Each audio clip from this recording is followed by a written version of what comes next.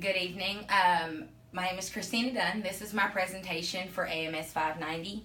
I apologize about the setting, but I'm actually on a business trip. I've got one of my coworkers recording for me. I did my presentation on President Ronald Reagan, and I'd like to start with a quote from Reagan. The greatest leader is not necessarily the one who does the greatest things. He's the one that gets the people to do the greatest things.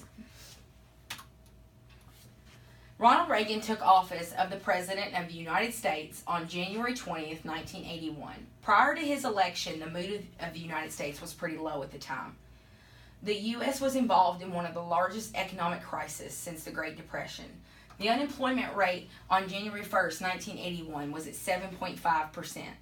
Interest rates were over 21%, and inflation was at 12.5%. Not only was the economy of the United States in very bad shape, our military was in bad shape. Ships had crew that weren't trained to sail, and the lack of fuel and ammunition affected movability of our tanks. This is the country that Reagan inherited. 8 years later, Reagan had rebuilt our military, revitalized the economy, and restored the American spirit. The outlook of Americas was very positive. The sharp contrast from 1981 to 1989, when Reagan left office, could not have happened under a president that lacked in leadership skills. Regardless of political affiliation, you cannot argue the leadership skills of Reagan. Today, I would like to take a look at the leadership skills that Reagan possessed and how we can apply these skills to everyday life. What did Reagan teach us about leadership? Not only is the message important, but maybe more so, the messenger. You cannot force people to follow a leader. Typically, they will do this only if the leader's likable. They will not even consider the message if they're unlikable. Reagan was likable. Regardless if you were a Republican or Democrat, you couldn't help but like Reagan. People who worked for Reagan described him as someone who was kind and humble. He did not desire power for the idea of having power over someone. You need to look at yourself and be honest and examine yourself. By doing this, you can determine how likable you are and if you have the characteristics that are likable. If you don't have the likability factor, you will go nowhere. You must have a vision of where you want to go. Reagan restored hope to the American people. He constantly referred to America as a shining city on a hill. Reagan once said, "America is too great for small dreams." When looking back at the Reagan administration, you cannot look back too far without thinking about the Soviet Union. Reagan referred to the Soviet Union as the evil empire. This drew a picture of the public, and support was great for Reagan to confront the Soviets. Reagan also had a vision for the economy. Reagan had previously been a two-term governor of California. To put into perspective, if California were a nation, it would have been the 7th largest economy in the world. He took his experiences and what he had learned and applied it to his vision for fixing the American economy. Reagan had a way with words. By speaking so highly of America's place in the world, he inspired Americans everywhere to do their best. Americans believed that Reagan's vision could be accomplished. Can you communicate your ideas to others? Not only do you need a vision, but you also need to be able to articulate the vision to others. This distinguishes good leaders from great leaders. To reach others, you must make them excited about your vision. This is crucial for leaders. If you can't communicate your ideas, then your ideas are no good. Reagan was famously known as the great communicator. Reagan could speak and give his ideas in ways that people could understand. Not only were his visions for America great, but his ability to give it to the American people were extraordinary. When Reagan referred to a shining city on the hill, you could visualize it. Reagan's communication skills served him well from when he was the president of the Screen Actors Guild in Hollywood to the governor of California and to president of the United States. No one ever accused Reagan of being pessimistic. He was the eternal optimist and saw the best in people. Reagan offered vision of hope to American people. President Bush said he believed in America, so he made it his shining city on the hill. He believed in freedom, so he acted on behalf of its values and ideals. He believed in tomorrow, so the great communicator became the great liberator. Leaders must see the world optimistically and with hope. By doing this, you push people's aspirations and they will follow you and feel good about it. Don't micromanage, delegate out responsibilities. One of the biggest downfalls of many leaders is the inability to not micromanage.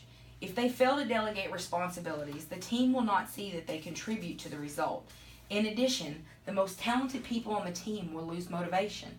If they don't feel that they have anything invested in the process, they will lose interest quickly. Productivity will soon become a victim of micromanaging. However, if everyone participates, they, in a sense, take ownership of the task at hand. As governor of California, Reagan brought together a group of highly intelligent men and women who would serve with him throughout his time as governor and president. Reagan was very good at bringing in some of the nation's brightest and giving them key positions in his cabinet.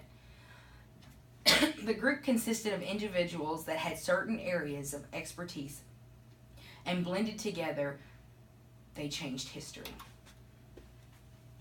Gathering a group of elite minds not only served Reagan well in his everyday duties, but they could also convince members of the Congress to go along with the president's legislative proposals. They ensured much of Reagan's success. Be willing to admit your mistakes. In 1983, a Marine compound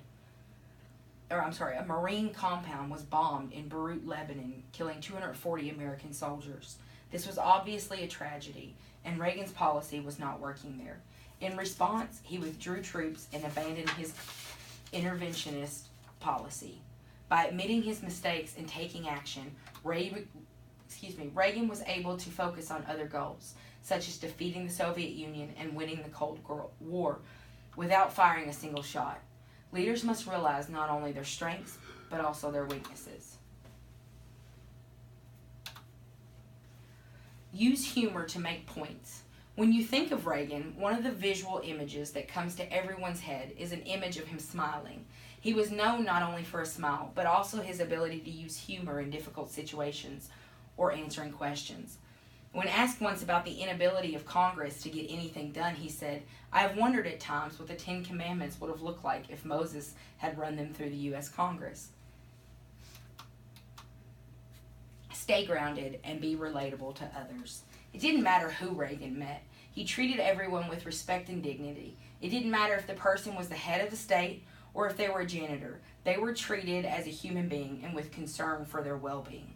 President Bush noted during his eulogy for Reagan, days after being shot, weak from wounds, he spilled water from a sink, and entering the hospital room, aides saw him on his hands and knees wiping water from the floor.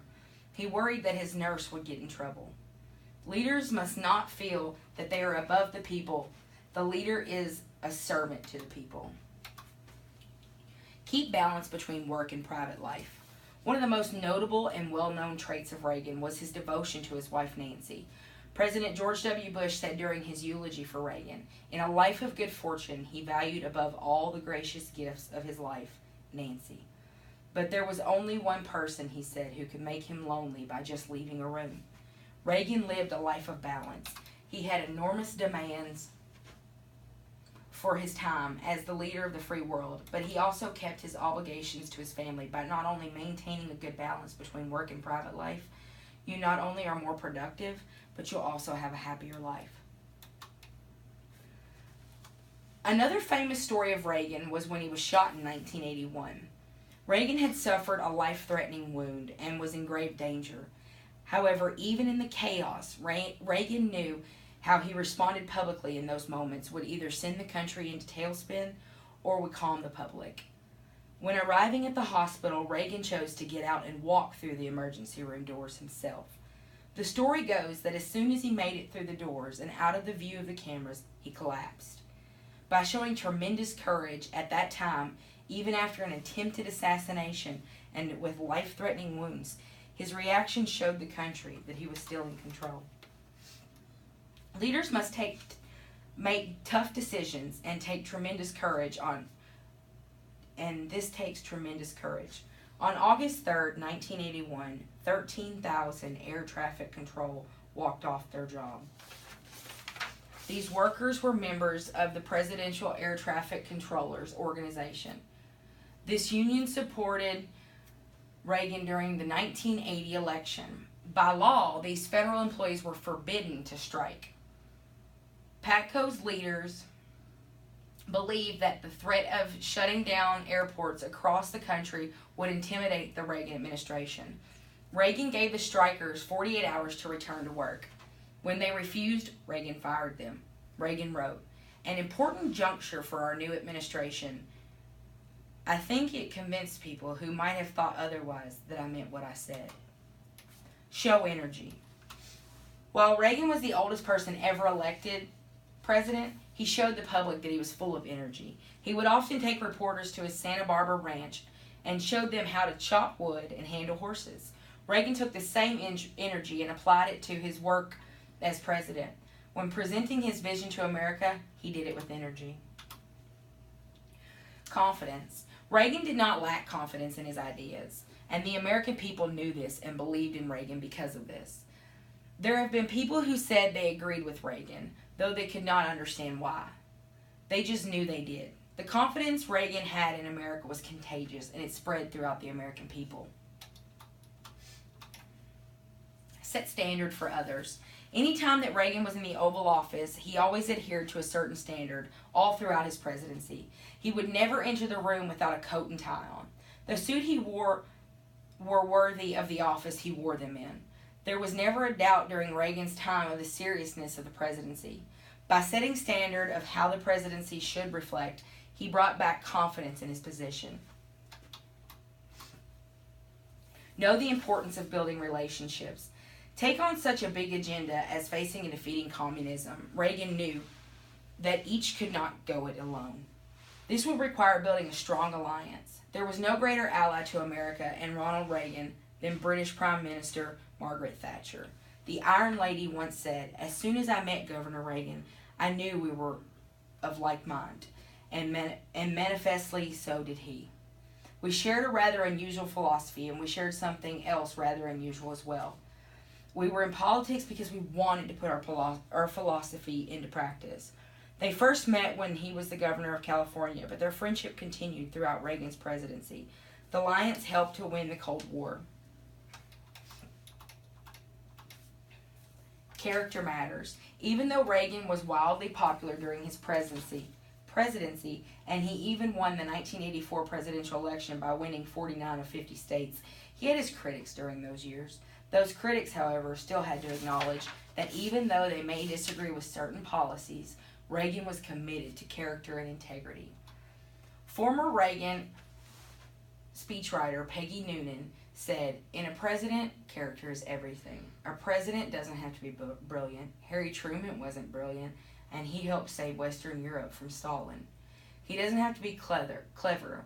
You can hire clever. White Houses are always full of quick-witted people with ready advice on how to flip a senator or implement a strategy.